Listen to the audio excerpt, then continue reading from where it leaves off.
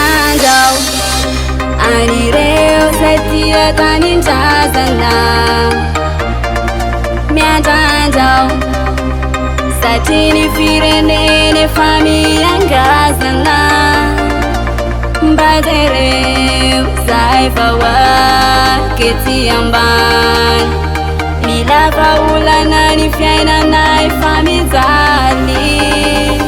lafo loatra sy zakanay ny vidiny fiainanay ataoko izao hansy izao mitalao ambaolona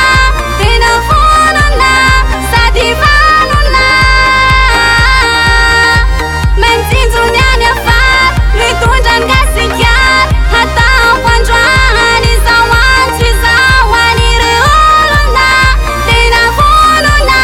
sady vanona saia mitsangana afatrosany gasikara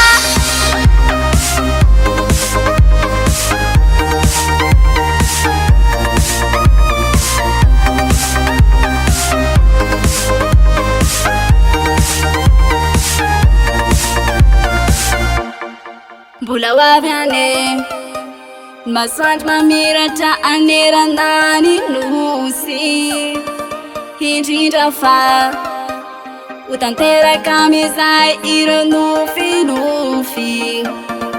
falohan'izany dia mila olo be fanetretena olo marina mahitsy fo hitondra ny firenena manao antsoavo afotitako manao antsoavo ataoko izao hansy izao mitalao ambaolona tena vonona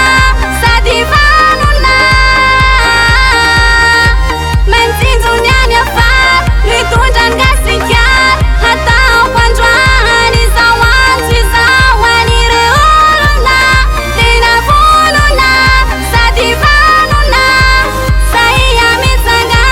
afatrosany gasikara